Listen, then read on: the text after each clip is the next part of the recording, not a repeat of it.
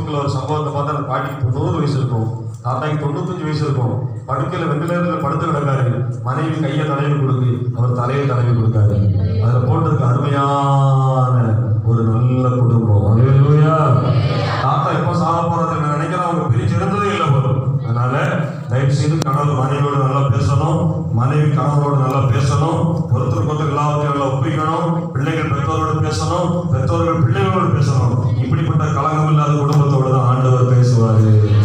அல்லேலூயா. சரி, ஆண்டவர் சொன்னா மோசே நான் உன்னை சந்திக்கணும், உன்னோடு கூட பேசணும். அதனால ஒரு ஆசரிப்பு கூடாரத்தை ரெடி பண்ணு. ஆசரிப்பு கூடாரத்தை ரெடி பண்ணு. ரெண்டாவது அதுல ஒரு பிரகாரத்தை ரெடி பண்ணு, பரிசுத்த ஸ்தலத்தை ரெடி பண்ணு, மகா பரிசுத்த ஸ்தலத்தை ரெடி பண்ணு. அதோட விட்டாரா, அங்கே உள்ள ஒரு உடன்படிக்கை பெட்டியை செஞ்சு வை. அங்கே வந்து நான் உன்னை சந்திப்பேன், உன்னோடு கூட நான் பேசுவேன். அல்லேலூயா. உற்சாகமா இருக்கிறவங்க அல்லேலூயா சொல்லுவேன். ஆகவே கொடுக்கப்பட்ட நேரம் கொஞ்சம். அதுல முதலாவது பார்த்தோம், ஆண்டவர் சித்தி மரத்தால் அதை செய்ய சொன்னார். எந்த மரத்தால் செய்ய சொன்னாரு? சித்தி மரம் என்றால் கர்த்தரால் தெரிந்து கொள்ளப்பட்ட மரம். இங்க இருக்கிற சிறியோர் முதல் பெரியோர் வரைக்கும் கர்த்தர் உங்களை தெரிந்தெடுத்ததுனாலதான் இந்த சர்ச்சுக்குள்ள ஆராதனைக்கு நீங்க வந்திருக்கிறீங்க. கர்த்தருடைய அழைப்பும் தெரிந்து கொள்ளுதல் உங்க மேல இருக்கு. அதனால நீங்க வந்திருக்கிறீங்க. இங்க வந்திருக்கிற உங்களை குறித்தும் என்னை குறித்தும் ஒரு மேலான நோக்கத்தை கர்த்தர் வைத்திருக்கிறார். இந்த செய்தி கவனிக்கிற, என்னை பார்க்கிற, இந்த ஆராதனை இணைந்திருக்கிற உங்க எல்லாரையும் குறித்தும் ஒரு பெரிய திட்டத்தை கர்த்தர் வைத்திருக்கிறார். ஏனென்றால் சித்தி மரத்துக்கு கிடைச்ச பாக்கியம் சாதாரண பாக்கியம் கிடையாது. சோதரன் நீங்க முடியுமான்னு தெரியல. மோசேக்கு ஆண்டவர் சொன்னார், சித்தி மரத்தினால எனக்கு ஒரு பெட்டியை உண்டு வேண்டும். மோசே வேலைக்காரங்களை கூப்பிட்டு மோசையும் புறப்பட்டு எனக்கு கர்த்தர் உணர்த்துறது சொல்றேன். பைபிள் அப்படி இல்லை. கோடாலி கத்தியால் நடந்து காட்டுக்கு போறாங்க. காட்டுக்கு போகும்போது அங்க நிறைய மரங்கள் இருக்கு. காட்டுல நிறைய மரங்கள் இருக்கு. எல்லா மரத்துக்கும் ஆபத்து இருந்திருக்கும். மோசா வந்து எண்ணெயை வெட்டிட்டு போய் ஆசரிப்பு கூடாரத்துல ஒரு உடன்படிக்கை வெட்டியா வச்சா நல்லா இருக்கும். சொல்லுங்க, எல்லா மரமும் ஆவலா இருந்தது. அதான் வேதம் சொல்றது, அழைக்கப்பட்டவர்கள் அநேக, தெரிந்து கொள்ளப்பட்டவர்களோ சில. கடந்த நாட்கள் வேதத்தை படிக்கும் போது ஒரு ரகசிய மர்மத்தை கர்த்தர் வெளிப்படுத்தினார்.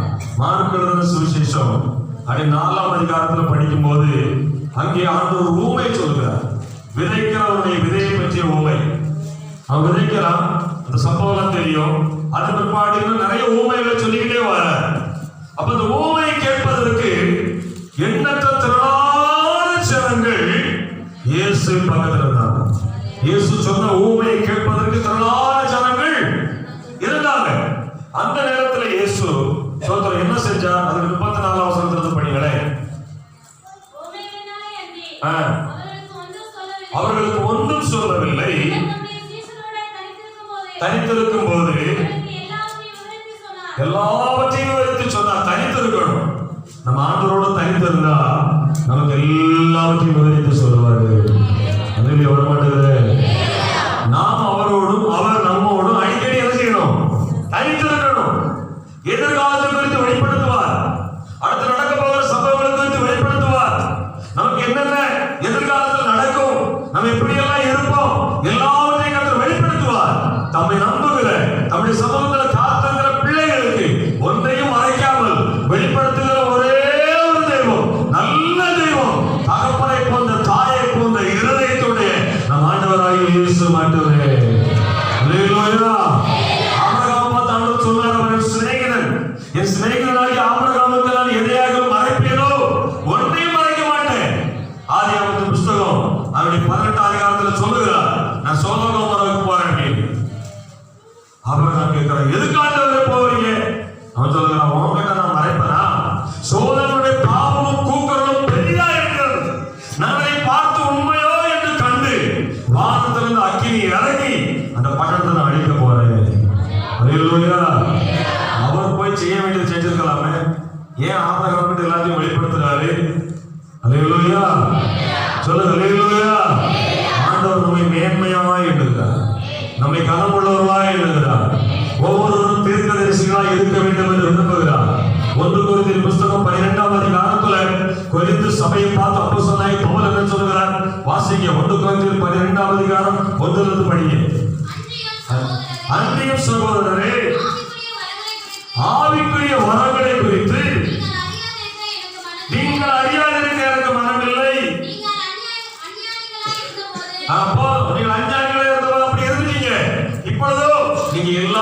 வரத்தை உடையவர்களாய் இருக்க வேண்டும் என்று விரும்புகிறேன்.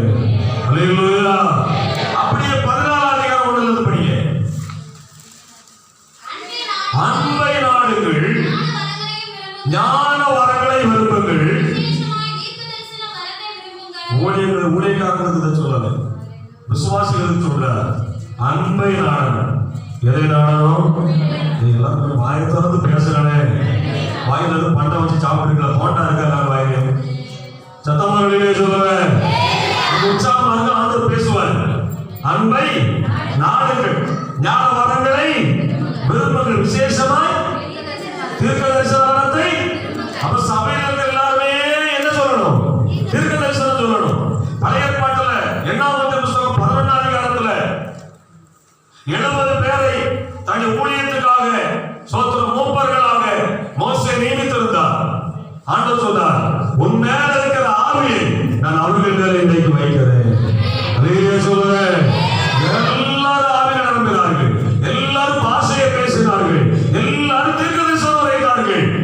ஆசரிப்பு கூடாரத்தில் எண்ணி பார்க்கும்போது 68 பேர் தான் இருந்தாங்க. எத்தனை பேர் இருந்தாங்க? 2 பேரை காணல. அவங்க எங்க இருக்காங்க? பாளையத்துல, தங்கள் கூடாரத்துல ஆவியில நிரம்பி தீர்க்கதரிசனம் சொன்னாங்களா?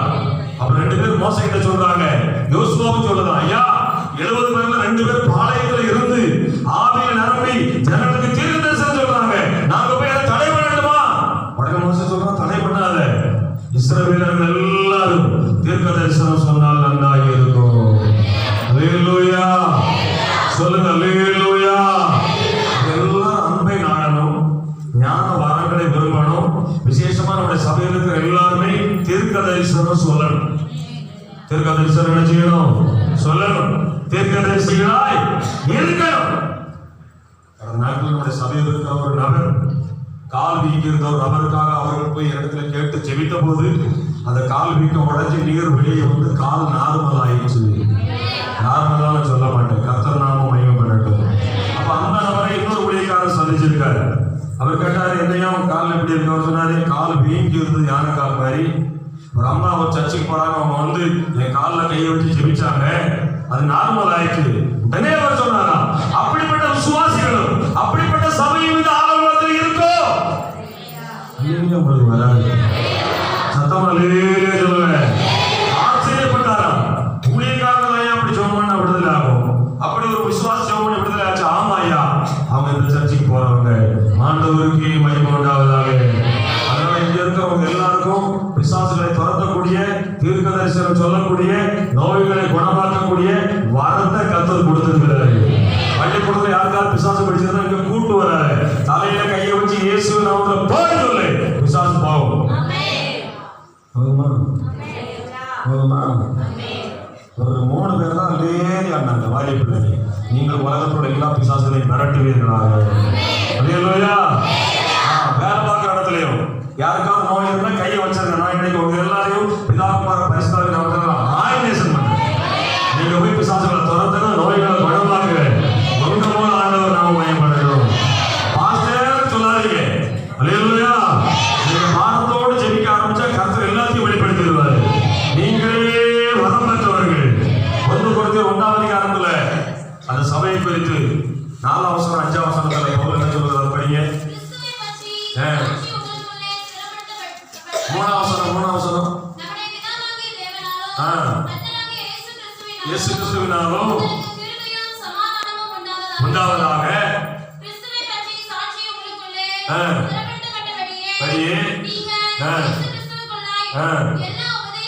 எல்லா உபதேசத்திலும் எல்லா அறிவிலும் மற்றெல்லாவற்றிலும் சம்பூர்ணமுள்ளவர்களாக்கப்பட்டிருக்கிறீங்க. அல்லேலூயா. கொரிந்து சபை வளர்ந்த சபை, வரத்துல பலப்பட்ட சபை. அப்ப நான் அதிலே போக திரும்ப வருகிறேன். நான் எதுக்காக இதை சொல்ல வந்தேன் அப்படின்னு சொன்னா, இங்க சொல்லுகிறார் ஊமைகளாலே பேசினார். மார்க் 4ஆம் அதிகாரத்தில் அது வரும். ஊமைகள் வேற ஒன்றே அவர்களுக்கு பேசல, அவர்களுக்கு எல்லாவற்றையும் விவரித்து சொன்னார். 35ஆம் வசனம். அன்று சாயங்காலத்துல அவர் அவர்களை நோக்கி அக்கறைக்கு போவார்கள் என்றார். ரகசியத்தை சொல்ல போறேன். எத்தனை புரிய போது தெரியாது. இயேசு ஊமைகளை சொன்னார். ஜனங்கள் கூடி வந்திருக்கிறாங்க. விதையை பற்றி, கடுகு விதையை பற்றி, விசுவாசத்தை பற்றி அநேக ஊமைகளை சொன்னார். ஊமைகளை ஒன்றிலே பேசாது. அல்லேலூயா. ஊமைகளை பேசி முடிச்ச உடனே 35 வசனத்துல ஆண்டவர் சொல்லுகிறாரு, அன்று சாயங்காலத்தில் அவர் அவர்களை நோக்கி அக்கறைக்கு போவார்கள் என்று சொன்னார். மறுபடியும் சொல்லுகிறார், அவர்களை நோக்கி அக்கறைக்கு போவார்கள் என்று சொன்னார். அல்லேலூயா. திரளான மக்கள் கூடி வந்திருந்தாங்க. யாரை பார்த்து அக்கறைக்கு போவோம்னு சொன்னாங்க தெரியுமா? அழைக்கப்பட்ட தெரிந்து கொள்ளப்பட்ட 12 பேரை மட்டும் பார்த்து தான் சொன்னாரு அக்கறைக்கு போவோம் என்று சொன்னாரு. அல்லேலூயா. இக்கரை என்று சொல்வது உலகம், அக்கறை என்பது பரலோகம். இந்த உலகத்துல ஆயிரக்கணக்கான ஜனங்கள் இயேசுவை பின்பற்றலாம். ஆனால் அழைக்கப்பட்ட நீங்களும் நானும், தெரிந்து கொள்ளப்பட்ட நீங்களும் நானும் தான் அக்கறைக்கு போக முடியும். அல்லேலூயா. எல்லாரும் பிரசங்கத்தை கேட்டான், எல்லாரும் கையடிச்சான். ஓ, இயேசுவின் பிரசங்கம் சூப்பர், இயேசுடைய ஓமை சூப்பர் சொன்னா. ஆனா ஆண்டவர் அழைக்கப்பட்ட தெரிந்து கொள்ளப்பட்டவங்களை பார்த்தா சொன்னாரு அக்கறைக்கு போவோம். அல்லேலூயா. ஆயிரக்கணக்கான மக்கள் உண்டு உலகத்துல, லட்சக்கணக்கான மக்கள் உண்டு உலகத்துல, கோடிக்கணக்கான மக்கள் உண்டு உலகத்துல. இந்த ஆலங்குளத்துல 25,000 மக்கள் இருக்காங்க. அதுலயே பல ஆயிரங்கள் கிறிஸ்தவர்களா இருக்கிறாங்க. எல்லாரையும் கர்த்தர் அக்கறைக்கு கொண்டு வர முடியாது. அழைக்கப்பட்ட தெரிந்து கொள்ளப்பட்ட பிள்ளைகளை மட்டுமே அவர் பரலோகத்துக்கு கொண்டு செல்வார். அல்லேலூயா. அல்லாம அரசியல் பண்றவனையும் அரசாங்கம் நடத்துறவனையும் பரலோகத்துல ஆண்டவர் கொண்டு போக மாட்டார். நல்ல பெரிய வீடியோ யூடியூப்ல பேஸ்புக்ல நல்லா போட்டு வை, எல்லாரும் கொண்டாடுங்க. பிரலையிலே சொல்லுங்க, சத்தமாலையே சொல்லுங்க. நம்ம விசேஷமாய் தெரிந்து கொண்டிருக்கிறார். நம்ம அழைக்கப்பட்ட அழைப்புக்கும் தெரிந்து கொள்வதற்கு பாத்திரமான வாழணும். நேற்று ரோட்ல போயிருந்தா ஒருத்தன் வா நோட்டீஸோட, என்னையா எங்க சபையில தேர்தல், நிறைய பேர் அங்க இருக்காங்க பார்த்துட்டு, நாங்க நோட்டீஸ் எப்படி ஜோம் பண்ணுவோம். நாங்க ஓடி போய் எல்லாரும் ஓடி போய் நோட்டீஸ் வருவாரு. சபைக்குள்ள தேர்தல் நடந்து அதுக்கு ஜபமும் நடக்காங்க. கர்த்தர் அதை விரும்ப மாட்டார். சத்தமல்லியே சொல்லுவேன். சபைக்குள்ள இருக்குங்க தேர்தல். மோசே 25 லட்சம் ஜனத்தை நடத்துறாரு. சத்தமா சொல்லுங்க, எத்தனை லட்சம் ஜனத்தை நடத்துறாரு? மோசையை தலைவனா இஸ்ரவேல் ஜனங்கள் ஓட்டு போட்டு எடுத்தாங்களா, இல்ல கர்த்தர் அவரை நியமிச்சாரா? கர்த்தர் நியமித்தார். நான் சொல்றேன், உங்களை என்னை கர்த்தர் நியமிச்சிருக்கிறார். அல்லேலூயா. நான் இருப்பேன் போவேன், இல்லைன்னா என் குடும்பத்தை யாராவது ஊழியம் பண்ணுவாங்க, இல்ல சபையில் இருக்கிற யாராவது இந்த சபையை பொறுப்படுத்தி ஊழியம் செஞ்சு கொண்டு போவாங்க. முன்னால அது கர்த்தரால் நியமிக்கப்பட்டவங்க. அல்லேலூயா. மோசே ஊழியம் செஞ்சோன்னா அவன் மகன் கெர்சோன் தான் பாஸ்டா வரணும்னு அவசியம் இல்லை. மோசேக்கும் குடும்பத்துக்கு சம்பந்தம் இல்லாத யோசுவா இஸ்ரவேல் ஜனத்துல ஊழியக்காரங்க வந்தாங்க. அல்லேலூயா சொல்லுங்க. அந்த சபை வந்து எவருக்கு சொல்ல கிடையாது, ரத்தம் சிந்தி மீட்ட இயேசுவுக்கு தான் சொல்றோம். கைகள் தட்டி கர்த்தரை சோதனை பண்ணுங்க. அழைக்கப்பட்டிருக்கிறோம், தெரிந்து கொள்ளப்பட்டிருக்கிறோம், அவரை அபிஷேகம் நம்ம மேல இருக்கு. இதே முடிஞ்சாலும் பரவாயில்ல, இது செய்தி அதுதான். இப்போ மோசேயை பார்க்க யாத்திராகம புத்தகம் 18 அதிகாரத்துல மாமா வாராரு. யாரு வாராரு? மாமா. மோசைக்கு பொண்டாட்டி பிள்ளைங்களை அழைச்சிட்டு மருமகனை பார்த்துட்டு போகவே வாராரு. ரொம்ப நாள் ஆயிடுச்சு. ஏன்னா மோசே எகிப்துல போய் பலத்த கையினால் அற்புதங்களை செய்து இஸ்ரவேல் ஜனங்களை விடுவித்து கொண்டு வந்த செய்தியை எத்தனோ கேள்விப்படுகிறார். 18 அதிகாரம் படிக்க பார்க்கலாம். தேவன் மோசேக்கும் தமது ஜனமாகிய இஸ்ரவேலுக்கும் செய்த யாவையும் புறப்பட பண்ணினதையும் மீதியானியில் ஆசாரியனாயிருந்த மோசே மாமனாகி எத்தனோ கேள்விப்பட்டு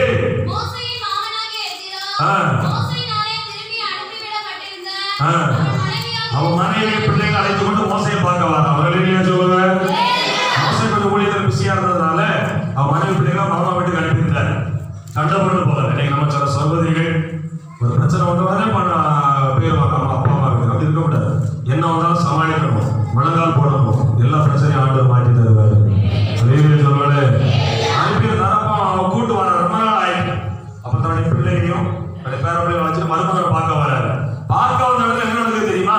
மோசை காலையில 7 மணிக்கு எழுப்பி போனார்னா நைட்டு 12 மணிக்கு தான் வீட்டுக்கு வராரு. 7 மணிக்கு போனா எத்தனை மணிக்கு வீட்டுக்கு வராது? அது வரைக்கும் ஒரே பிரச்சனை. எல்லாரும் மோசை ஒரு இடத்துல உட்கார்ந்துருங்க. எல்லாரும் வந்து அவங்க பிரச்சனைகளை சொல்ல மோசை அவங்களை நியாயம் விசாரிச்சு தண்ணி குடிக்காம சாப்பிடாம சோர்ந்து போயிட்டார். மாமா பார்த்தா சந்தோஷப்படுவாரா? மாமா மருமகன் விசாரிக்கலாம் வந்தா மருமகன் பெரிய பாரத்தை சுமந்துட்டு இருக்காரு. உடனே அவர் சொல்லுகிறாரு, மருமகனே எப்படி இருந்தா ஆவாது, அது எத்தனை மூலமா கதை கிரியை செய்யறாரு. உடனே அவர் சொன்னாரு, தயவு செய்து போ, பிஷப்ப பாரு, கோர்ட்ல ஒரு சட்டத்தை கொண்டு வா, உடனே ஒரு தேர்தலை ரெடி பண்ணு, நம்ம இஸ்ரவேல் சபைக்குள்ள ஒரு தேர்தலை பண்ணி டிசி மெம்பரை, கமிட்டி மெம்பரை, சபை நடத்தக்கூடியவங்களை தேர்ந்தெடுப்போம் அப்படியே சொன்னாரு. மலையாளத்துல பேசினா கொஞ்சம் நல்லா இருக்கும், ஏன்னா இதை விட கொஞ்சம் தீவிரமா இருக்கும். നിങ്ങൾക്ക് മനസ്സിലാകത്തില്ലേ? മലയാളം മനസ്സിലാകുന്നവർ അല്ലേലിയ പറഞ്ഞാട്ടെ, ഇതേ പുതിയ പറഞ്ഞ அதுக்கு அர்த்தம் என்ன? மலையாளம் புரிஞ்சவங்க கை வைத்து அல்லேலியா சொல்லுவேன்னு அர்த்தம். சத்தமா அல்லேலியா சொல்லுவேன். ஓட்டு நடந்துச்சாங்க? ஏன் ஓட்டு நடந்துச்சாங்க? ஓட்டு நடந்துச்சா? அவன் சொல்லுகிறான், 1000 பேருக்கு அதிபதி ஏற்படுத்துங்க, 100 பேருக்கு தலைவர் ஏற்படுத்துங்க, 50 பேருக்கு தலைவர் ஏற்படுத்துங்க, 10 பேருக்கு தலைவர் ஏற்படுத்துங்க. அந்த பிரச்சனையெல்லாம் அவங்க சால்வ் பண்ணட்டும், அவங்களால முடியாத கேஸ் உங்ககிட்ட செய்யட்டும், வரட்டும்னு சொன்னார். அல்லேலியா சொல்லுங்க, சத்தமா அல்லேலியா சொல்லுங்க. அங்க வருவோம். அந்த யாத்திராமத்தின் புஸ்தகம் 18ஆம் அதிகாரத்துல சொல்ற இந்த யோசனை மோசேக்கு நல்லதாய் பட்டது. அப்ப எப்படிப்பட்ட ஆட்களை செலக்ட் பண்ண சொல்றாரு பாருங்களேன். அதோடைய சோத்திரம் 18ஆம் சோத்திரத்தை படிங்க. இந்த ஜனங்களும் தொய்ந்து போவீர்கள், இது உமக்கு பாரமான காரியம், நீர் ஒருவரால் செய்ய அதை உம்மாலே கூடாது. இப்பொழுது என் சொல்லை கேளும், உமக்கு ஒரு ஆலோசனை சொல்லுகிறேன், தேவனும் உம்மோட கூட இருப்பார். தேவ சந்நிதியிலே ஜனங்களுக்காக ஊழியக்காரன் தேவ சந்நிதியிலே ஜனங்களுக்காக இருக்கணும். அல்லேலியா வர மாட்டேங்குது.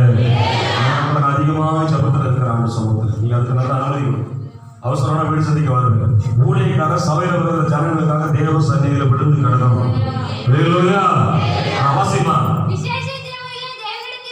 விசேஷித்தவைகளை தேவனிடத்தில் கொண்டு போய்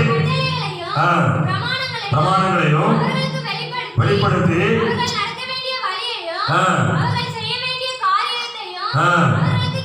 நீர் தேவ சமூகத்தில் இருந்தால் தான் ஜனங்களுக்கு வேண்டிய வார்த்தை கிடைக்கும். அங்க மீட்டிங் மாட்டோம், இங்க மீட்டிங் மாட்டோம், அங்க அந்த ஐக்கியம், இங்க இந்த ஐக்கியம் தான் ஊழியக்காரன் தேவ சமூகத்தில் இருக்கணும். அல்லேலியா சொல்லுங்க. அது மாதிரி தேவ பிள்ளைகளும் தேவ சமூகத்தில் அதிகமா இருங்க. இந்த காலத்துல எதையுமே நம்ப முடியல. அங்க கூட்டம், இங்க கூட்டம், அங்க பைபிள் ஸ்டடி, இங்க உபதேசம், எங்கேயும் போகாதீங்க. இங்க உங்களுக்கு வேண்டியது கர்த்தர் வச்சிருக்கிறா. நீங்க ஆண்டவர் சமூகத்துல தான் உங்களுக்கு வேண்டியது ஆண்டவர் தருவாரு. உபதேசம் பெருகி இருக்கிற காலம், கள்ள உபதேசம் வந்திருக்கு. அதனால எல்லாம் உண்மையான உபதேசம் அல்ல. உண்மையான உபதேசத்தை ஆண்டவர் உங்களுக்கு வெளிப்படுத்துவார். அல்லேலூயா. அப்ப கர்த்தர் உங்களுக்கு வெளிப்படுத்துவார். அடுத்த வசனம், தேவனுக்கு பயந்தவர்களும் உண்மையுள்ளவர்களும் பொருளாசையை வெறுக்கிறவர்களும் ஆகிய திறமுள்ள மனிதர்களை தெரிந்து கொண்டு அவர்களை 1000 பேருக்கு அதிபதிகளாகவும் 100 பேருக்கு அதிபதிகளாகவும் 50 பேருக்கு அதிபதிகளாகவும் ஏற்படுத்தும்.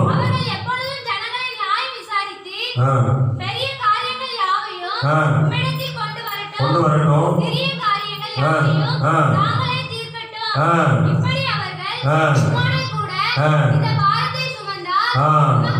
உமக்கு லகுவாய் இருக்கும். அல்லேலூயா. புதிய ஏற்பாட்டில் பவுல் வித்தியாசமா சொல்றார். ஒருவருடைய பாரத்தை ஒருவர் என்ன செய்யணும்? சுமக்கணும். ஒருவர் நேசிக்கணும். ஒருவருக்காக ஒருவர் என்ன செய்யணும்? ஜெபம் பண்ணணும். அல்லேலூயா சொல்லுங்க. அவர் சொல்றாரு, இதை நீங்க செஞ்சீங்கன்னா உமக்கும் உங்களுடைய சபைக்கும் எல்லாமே லகுவாய் இருக்கும். அல்லேலூயா. இப்படி நீ செஞ்சீங்கன்னா அடுத்த வருஷம் முக்கியமான காரியத்தை சொல்றாரு. இந்த பிரகாரம் நீ செய்வதும் இப்படி தேவன் நமக்கு கட்டளையிடுவதும் உண்டானால் உம்மாலே தாங்கக்கூடும். இந்த ஜனங்கள் எல்லாரும் தாங்கள் போகும் இடத்துக்கு சுகமாய் போய் சேரலாம். அப்படி செய்யலையா, நாங்க இப்படித்தான் செய்வோம்டா, நீயும் போக முடியாது. விளங்குதான் நம்முடைய ஜனமும் என்ன செய்ய முடியாது. அல்லேலூயா சொல்லுங்க. ஆண்டவர் சொல்லுகிறபடி செய்கிற ஊழியக்காரனும் சபையும் அந்த கானான் தேசத்துல போய் சேருவாங்க. உங்களுக்கு புரியவே செய்யாது, ஒரு நாளும் புரியாது. நான் சொல்ற படிக்கலாம், மறுபடியும் சொல்றேன், நான் வாசிக்கிறேன் உங்களுக்கு. இந்த பிரகாரம் நீர் செய்வதும் இப்படி தேவன் நமக்கு கட்டளையிடுவதும் உண்டானால் உம்மாலே தாங்கக்கூடும். இந்த ஜனங்கள் எல்லாரும் தாங்கள் போகும் இடத்துக்கு சுகமாக என்ன செய்வாங்க? எத்தனை பேர் பரலோகம் போய் சேரணும் வருவீங்க? அல்லேலூயா. மனசு ஆலோசனை கேட்டு பணத்துக்காக, பெயருக்காக, புகழுக்காக, பதவிக்காக, சொத்துக்காக, சுகத்துக்காக, சபைக்குள்ள பட்டத்துக்காக, பதவிக்காக தேர்தலை நடத்தி சண்டை போட்டு கோஷ்டி பூசல் பண்ணி வெட்டுவேன், குத்துவேன், அழிப்பேன், கடத்துவேன் அப்படின்னு போலீஸ் பாதுகாப்பெல்லாம் போட்டு ஆண்டவர் நாமத்தை கேவலப்படுத்துறா. நான் சொல்றேன், நீயும் பரவதுக்கு போக மாட்டேன், உன்னை சார்ந்த ஒருவன் பரவதுக்கு போக மாட்டான். கையை கட்டவே மாட்டேன். எங்க அம்மா பரவதுக்கு போவேன்.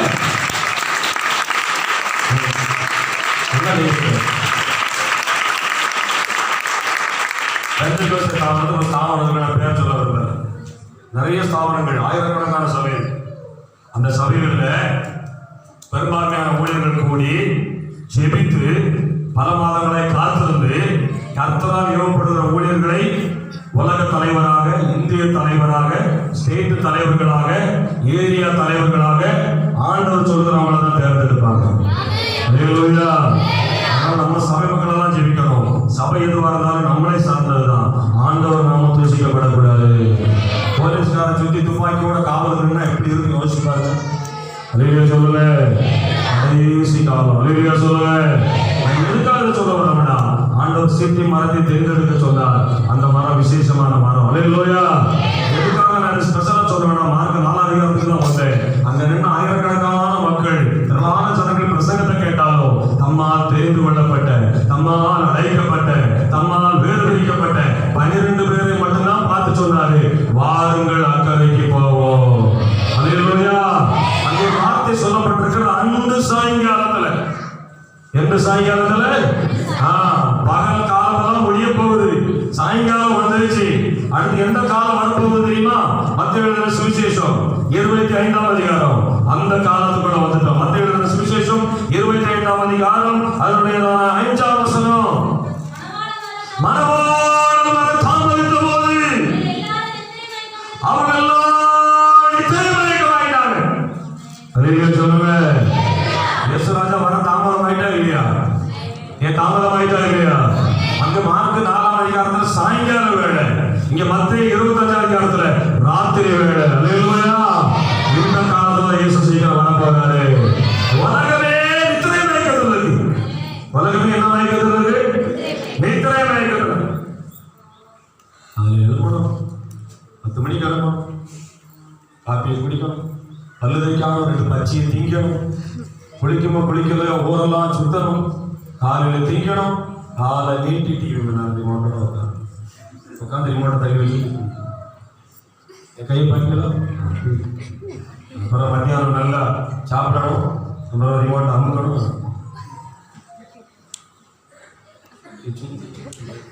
இடையில ஒரு போன், பாஸ்டர் என்ன சிஸ்டர் நல்லா இருக்கீங்களா? சும்மாட்டர் ஒரே வலி. அதுக்கு நீ டிவி பார்க்காமலா சுத்தலாம் சொல்றது வலிக்காது. எப்பவும் டிவி, காலையில் எழுப்புறவன் டிவி, மத்தியானம் டிவி, சாயங்காலம் டிவி. நீ சாக போகிற நேரத்துல சாப்பிட்டு உயிர் போகணுமே, டிவி வச்சாலும் உயிர் போகணும். டிவி பார்க்குற எல்லா கேஸும் நீங்கள் மனம் திரும்பும். வெளியே சொல்லுங்க. ஒரே ரிமோட் தானே. சில வீடுகளில் பரவாயில்ல, பார்க்கலாம் நினைச்சோம், ரிமோட் தாங்க இருக்குது. சில வீடுகளில் என்னது இருக்கு, அது மறுபடியும் சொல்லலை. வெளியே சொல்லுங்க. கோழியை பார்த்துக்கிட்ட கோழி என்ன செய்யும்? குப்பையில் போய் என்னமா செய்யும்? பார்த்துக்கிட்டீங்கன்னா பண்ணி, இந்த அழுக்கு நிறைஞ்ச மண்ணில் போய் பண்ணி என்ன பண்ணும்? நிறைய பேர் நீ செல்போனை வச்சுக்கிட்டு, நான் சொல்லு இந்த கோழி மாதிரி ஏதோ குப்பை கண்டுபிடிக்கணும்னு நினைச்சீங்களா? ஃபேஸ்புக்கில் இப்படி போட்டிருக்கவங்களும், அந்த படம் நல்லா இருந்து போட்டவங்களும், நம்ம ஆளுங்க நிறைய பேர் படத்தில் வருது. ஃபேஸ்புக்கில் சில படம்லாம் தமிழ் படம் வரும், ஸ்டண்ட் சீல் போட்டிருப்பான். நான் பார்த்துட்டு வரல, அதை நல்லா கவனிப்பேன். ஏலே கள்ள பையனே, அவன் படத்தோடு இருக்கு. எப்படி இருக்கு? நம் விசேஷித்தவர்கள். அல்லேலூயா.